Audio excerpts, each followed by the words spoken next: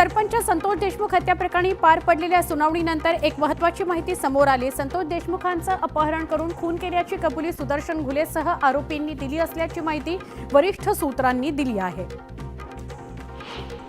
देशमुख हत्या प्रकरणात आवादा एनर्जी प्रकल्पातील ऑफिस बॉयचा जबाब महत्त्वाचा ठरलाय। 6 डिसेंबर 2024 ला आवादा एनर्जी प्रकल्प परिसरात सुदर्शन घुलेसह त्याच्या साथीदारांकडून गोंधळ घालण्यात आला। याच दरम्यान सुदर्शन घुले यानं मी वाल्मिक कराडचा माणूस आहे, कंपनी सुरू ठेवायची असेल तर 2 कोटी रुपये खंडणी द्या, नाहीतर कंपनी बंद करा अशी धमकी दिल्याचा जबाब ऑफिस बॉयनं दिला आहे। इंद्रजित सावंतांना मीच फोन केला होता अशी कबुली प्रशांत कोरटकरनं पोलीस चौकशीमध्ये दिल्याची माहिती सूत्रांनी दिली आहे। मोबाईल डेटा हा मीच डिलीट केला अशी कबुलीही त्यानं दिली आहे। तो मी नव्हेच म्हणणारा कोरटकर पोलिसांसमोर मात्र कबूल झालेला आहे। चौकशी दरम्यान प्रशांत कोरटकरच्या छातीत मध्यरात्री कळ आली। कोरटकरची वैद्यकीय तपासणी करण्यात आली। वैद्यकीय तपासणीनंतर चौकशी करता कोरटकरला दुसऱ्या ठिकाणी हलवण्यात आलं। नागपुरात हिंसाचारामुळे झालेल्या नुकसानीचे पंचनामे पूर्ण झालेत। सरकारी नियमानुसार नुकसानग्रस्तांना 7,20,000 रुपयांची मदत दिली जाणार आहे। ही मदत येत्या 2 दिवसात मिळण्याची शक्यता वर्तवली जाते आहे। दगडफेक आणि जाळपोळीच्या घटनेत 61 वाहनांचं नुकसान झालं असून एका घराचंही नुकसान झालेलं आहे।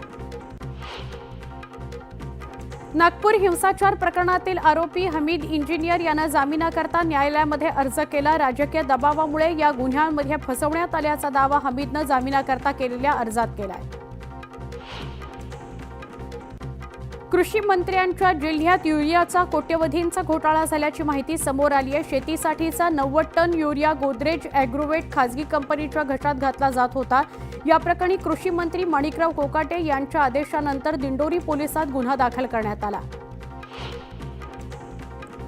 खासदार संजय राऊत यांनी पुन्हा एकनाथ शिंदेंवर निशाणा साधलाय। एकनाथ शिंदेंनी आत्मपरीक्षण केलं पाहिजे। ज्या दिवशी मोदी शहांचं छत्र नसेल, ते छप्पर उडेल, तेव्हा तुम्ही कुठे असाल असा सवाल राऊतांनी विचारला।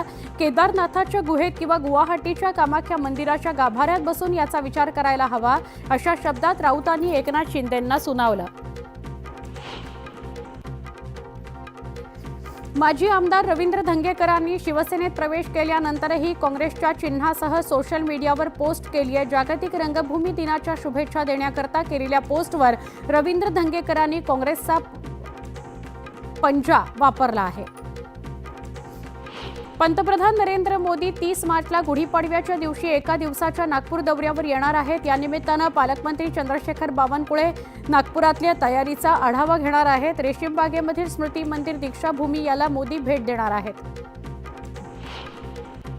पंतप्रधान नरेंद्र मोदी हे 30 मार्चला नागपूरच्या दौऱ्यावर आले आहेत। या दौऱ्यात माधव नेत्रालयासह रेशीमबाग इथल्या स्मृतीस्थळ दीक्षाभूमी आणि सोलर एक्सप्लोझिव्ह कंपनीला भेट देणार आहेत। या दरम्यान त्यांच्या सुरक्षा व्यवस्थेसाठी एसपीजी नागपुरात दाखल होणार आहे। याशिवाय पोलिसांकडून 5,000 पोलिसांचा कडेकोट बंदोबस्त लावण्यात येणार आहे।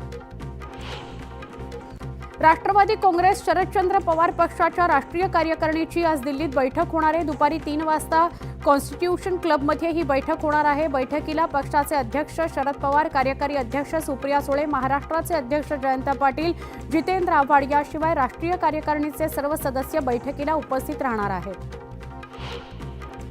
अर्थसंकल्पीय अधिवेशनाच्या शेवटच्या दिवशी वाशिम जिल्ह्याच्या पालकमंत्रीपदी दत्तात्रय भरणे यांची नियुक्ती करण्यात आली। सामान्य प्रशासन विभागानं 26 मार्चला शासन निर्णय निर्गमित करून वाशिम जिल्ह्याच्या नव्या पालकमंत्र्यांचं नाव जाहीर केलं।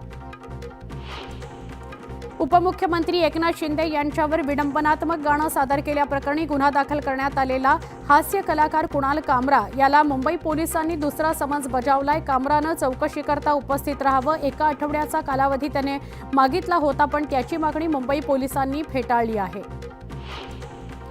चालकांनी संप मागे घेतल्यानं नागपूर महानगरपालिकेवरून चालवली जाणारी आपली बस सेवा पूर्ववत झाली आहे। रात्री चालकांच्या खात्यात पैसे जमा होताच आपली बस सेवा सुरू करण्यात आली।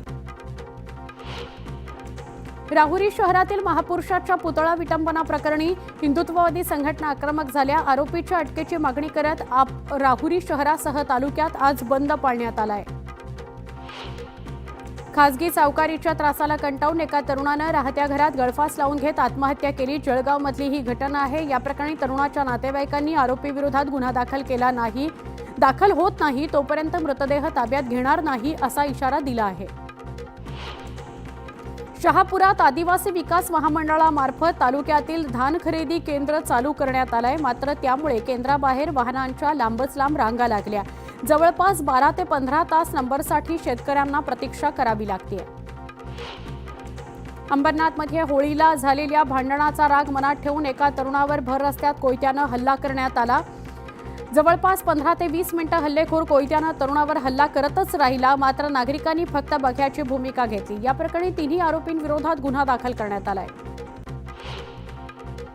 राज्याच्या भूमी अभिलेख विभागानं सर्व्हे नंबर निहाय गाव नकाशा ऑनलाईन पद्धतीनं उपलब्ध करून दिला. या सुविधेमुळे संबंधित गावांमध्ये जमीन कुठे आहे, जमिनीच्या चतुःसीमा, आजूबाजूचे गट नंबर, मालक कोण आहे त्याची माहिती घरबसल्या एका क्लिकवर मिळणार आहे. उत्तर पुणे जिल्ह्यात कांदा काढणीला वेग आलाय. मात्र सध्या कांद्याला समाधानकारक बाजारभाव मिळत नसल्याने भविष्यात कांद्याला चांगला बाजारभाव मिळेल या आशेने शेतकऱ्यांनी आपल्या शेतातील काढलेला कांदा साठवायला सुरुवात केली आहे. हिंगोली जिल्ह्यात मोठ्या प्रमाणात शेतकरी बियाण्यांच्या कांदा पिकाची लागवड करतात. यंदाही 5ही तालुक्यात अनेक शेतकऱ्यांनी बियाण्यांच्या कांद्याची लागवड केली आहे. चांगला दर मिळण्याची अपेक्षा आहे.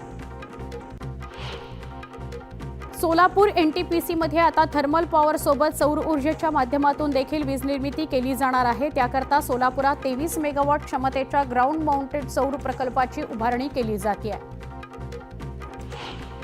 सोलापुरातील डेरा फॅक्टरी अशी ओळख असणाऱ्या होळगी या गावातील माठ व्यवसायाला घरघर लागली आहे. काळ्या मातीतून उष्णतेचे चटके सहन करत माठाला आकार दिला जातो, पण याला घरघर लागल्यानं व्यावसायिकांमध्ये नाराजी आहे. रायगड जिल्ह्याचं मुख्यालय असलेल्या अलिबागमधील जिल्हा शासकीय रुग्णालयात पिण्याच्या पाण्याच्या फिल्टरमध्ये चक्क माती आणि छोट्या अळ्या आढळून आल्या. त्यामुळे रुग्णांच्या आरोग्याचा प्रश्न पुन्हा एकदा ऐरणीवर आलाय. जालन्याचे शिवसेनेचे आमदार अर्जुन खोतकर यांची मंत्रिपदाचा दर्जा असलेल्या अंदाज समिती प्रमुखपदी नियुक्ती करण्यात आली. त्यामुळे खोतकरांच्या कार्यकर्त्यांमध्ये आनंदाचं वातावरण आहे.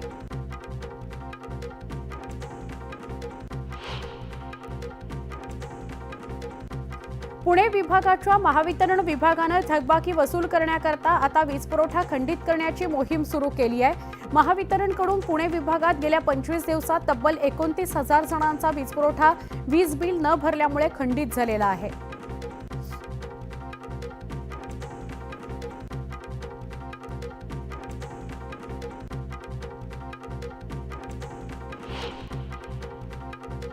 बातमी चिपळूणमधून आहे. चिपळूण नगर परिषदेनं धडक कार्यवाही चालू केली आहे. मालमत्ता कर थकीत धारकांच्या सदनिका आणि व्यावसायिक गाळे सील करण्याचं काम चालू असून मुख्याधिकारी विशाल भोसले यांच्या नेतृत्वाखाली ही धडक मोहीम सुरू करण्यात आली. अहिल्यानगरच्या पाथर्डी शहरात ड्रेनेज लाईनसाठी सर्वच रस्ते आणि पाणीपुरवठा पाईपलाईन फोडल्यानं पिण्याच्या पाण्याची लाईन ठिकठिकाणी लीक होती आहे. त्यामुळे नागरिकांना दूषित पाणी पुरवठा होतोय, म्हणून नागरिकांचं आरोग्य धोक्यात आलेलं आहे. ठाणे बोरिवली बोगद्यासाठी सगळ्यात मोठं टनेल बोरिंग मशीन मुंबईमध्ये जून महिन्यामध्ये दाखल होईल. हे मशीन 2500 टन वजनाचं असून सुमारे 150 ट्रकद्वारे ते मुंबईत आणलं जाणार आहे. या यंत्राद्वारे 13.2 मीटर व्यासाचा बोगदा पाडण्याची क्षमता असून भारतात वापरलं जाणारं हे सगळ्यात मोठं मशीन असेल. वैतरणा ते JNPA या मार्गावरील कुंडेव्याहाळ इथल्या बोगदा खोदण्याचा महत्त्वपूर्ण टप्पा पार पडला. बोगद्यातील सगळ्या लाईन्स टाकण्यासह इतर कामं लवकरात लवकर पूर्ण होणार असल्याचा विश्वास dedicated freight corridor corporation of India लिमिटेडचे MD प्रवीण कुमार यांनी व्यक्त केला. 2024-25 या आर्थिक वर्षात कागदपत्रांअभावी आणि नियमभंग करणाऱ्या वाहनांविरोधात कठोर पावलं उचलली आहेत. वर्षभरात 15,000 वाहनांवर कारवाई केली आहे. त्यात 9,204 अवजड मालवाहू वाहनं आहेत. यातून RTOनं 13 लाखांचा दंड वसूल केलेला आहे. ठाणे जिल्ह्यातील ग्रामीण भागातील जिल्हा परिषदेच्या अनेक शाळांचा छप्पर आणि दरवाजे तुटले. दुरुस्तीची गरज असलेल्या 704 शाळांपैकी केवळ 149 शाळांनाच निधी मिळाला आहे. मात्र उर्वरित 555 शाळा दुरुस्तीच्या प्रतीक्षेत आहेत.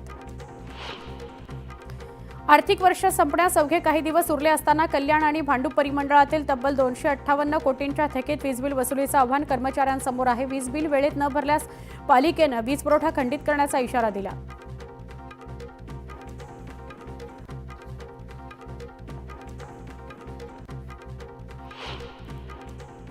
पुन्हा एक छोटासा ब्रेक पहा. फक्त 25 मिनिटं 50 बातम्या न्यूज 18 लोकमतवर.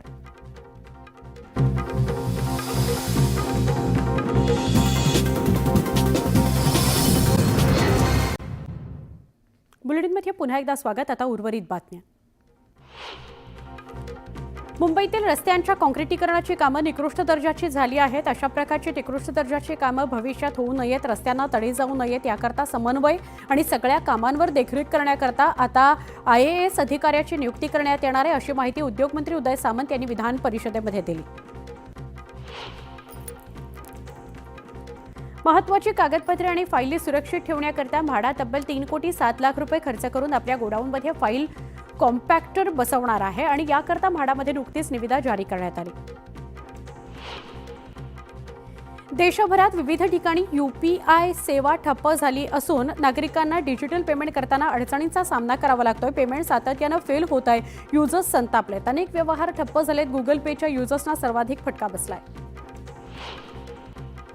ठाणे शहराची वाटचाल क्षयरोग मुक्तीकडे सुरू झालेली आहे. राष्ट्रीय क्षयरोग निर्मूलन कार्यक्रमामध्ये राज्यातील महापालिका क्षेत्रात ठाणे महापालिकेचा 4था क्रमांक आलाय.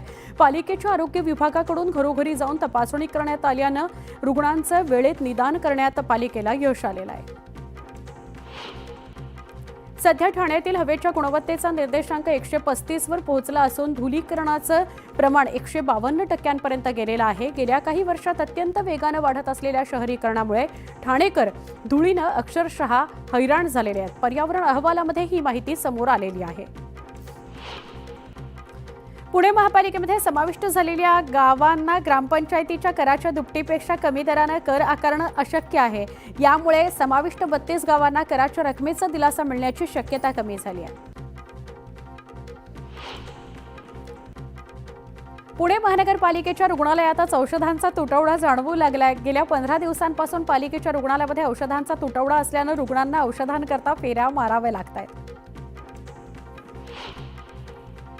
उरण तालुक्यातील 2.25 लाख लोकसंख्येच्या 26 ग्रामपंचायतींना पिण्याचं पाणी पुरवणाऱ्या रानसई धरणाची पाण्याची पातळी प्रचंड प्रमाणात खालावली आहे. 30 जूनपर्यंतच पुरेल इतका धरणात पाणीसाठा उरलाय. उरण तालुक्यातील नागरिकांना आता आठवड्यातील 2 दिवस पाणी कपातीबरोबरच पाणी टंचाईला सामोरं जावं लागू शकतं. श्रीनगर जम्मू राष्ट्रीय महामार्गावरील नवयुग या बोगद्यात बस उलटली. या अपघातात 12 प्रवासी जखमी झाले. त्यांना GMC रुग्णालयात दाखल करण्यात आले. या अपघातामुळे वाहतुकीवर परिणाम झाला. या प्रकरणी पोलिसांनी गुन्हा दाखल केला. जम्मू काश्मीरच्या रामबनमध्ये बसचा भीषण अपघात झाला. या अपघातात अनेक प्रवासी गंभीर जखमी झाले. त्यांना रुग्णालयात दाखल करण्यात आले.